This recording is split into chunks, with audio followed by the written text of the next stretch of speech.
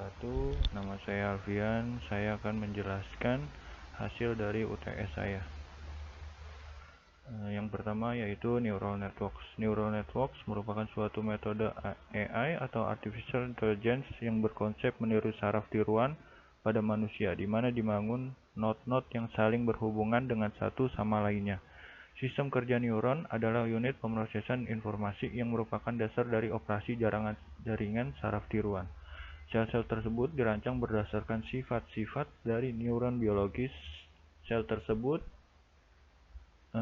sering disebut sebagai proses elements, unit atau node. Selanjutnya maksud dari kata aktif pada activation function. Activation function yang dihasilkan dari sistem kerja neuron berfungsi untuk menentukan apakah neuron tersebut aktif.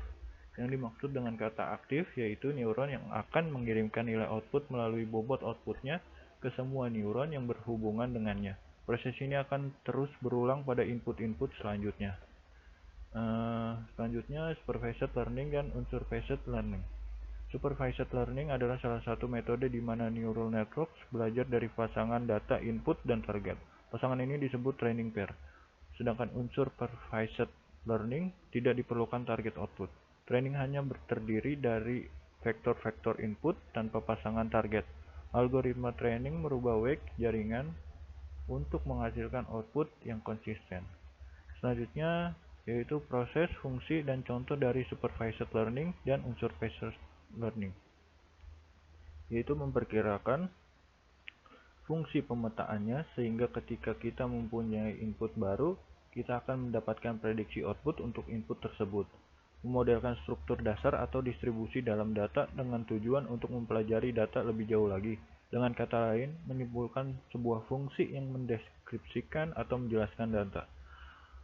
Sebagai contoh, kelompok pekerja di dalam kantor, yaitu ada seorang bos akan mengelompokkan beberapa pekerja ini ke dalam beberapa kelompok. Misalkan jumlah kelompoknya ada 4, maka pekerja dikelompokkan menurut kesamaan ciri-ciri berdasarkan indeks, jarak tempat, dan keduanya.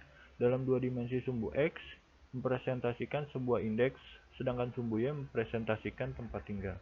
Selanjutnya yaitu machine learning. Machine learning muncul sebagai bagian dari AI atau Artificial Intelligence sebab pengaplikasiannya dari AI berdasarkan ide di mana mesin diberikan akses data sebanyak-banyaknya untuk mempelajari sendiri hal-hal yang harus dilakukan pada data-data tersebut. Dengan potensinya untuk mengotomatisasi pekerjaan yang berulang serta menawarkan wawasan kreatif. Industri di setiap sektor seperti perbankan hingga layanan kesehatan dan manufaktur mulai menuai manfaatnya. AI dan machine learning adalah produk yang sangat dibutuhkan, terutama di era digital ini. Selanjutnya yaitu deep learning. Deep learning merupakan bagian dari machine learning yang menggunakan deep neural networks untuk menyelesaikan permasalahan pada domain machine learning. Deep learning menirukan cara berpikir manusia. Deep learning merupakan metode yang memanfaatkan AI, Artificial Neural Network, yang berlapis-lapis. Sebelum deep learning dikenal, fitur dari sebuah pembelajaran mesin dalam domain tertentu harus dianalisis dan ditentukan oleh perekayasanya sendiri dan diintegrasikan dalam algoritma pembelajaran karena penemuan fitur secara otomatis hanya dengan sedikit prior knowledge dianggap tidak mungkin. Selanjutnya, peranan TensorFlow dan keras dalam deep learning. Peranan TensorFlow dalam deep learning adalah sebagai backend dari keras. Artinya TensorFlow sebagian belakang layar dari sebuah aplikasi atau website dengan menggunakan bahasa pemrograman Python dan dikombinasikan dengan library keras dari deep learning. Keras berperan sebagai API dengan jaringan saraf tiruan tinggi, membantu jalannya deep learning dan kecerdasan buatan. Keras ditulis dengan bahasa pemrograman Python dan mampu dijalankan pada Theano. Keras merupakan neural network library yang mudah digunakan TensorFlow. Perbedaan keras dan TensorFlow. Keras merupakan library neural networks yang berfungsi high level dan dibentuk di atas library lain. Keras membutuhkan library pengolahan tensor sebagai backend-nya. Keras menyediakan beberapa opsi backend yang dapat digunakan, salah satunya yaitu TensorFlow. Sedangkan TensorFlow ialah salah satu dari beberapa library yang khusus untuk melakukan perhitungan matriks multidimensi secara optimal.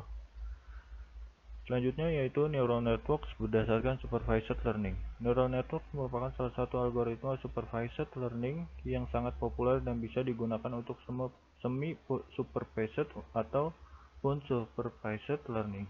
Walaupun tujuan awalnya adalah untuk mensimulasikan jaringan saraf biologis, jaringan tiruan ini sebenarnya simulasi yang terlalu disederhanakan. Artinya, simulasi yang dilakukan tidak mampu menggambarkan kompleksitas jaringan biologis manusia. Terima kasih, saya Alfian. Lebih kurangnya mohon maaf. Wassalamualaikum warahmatullahi wabarakatuh.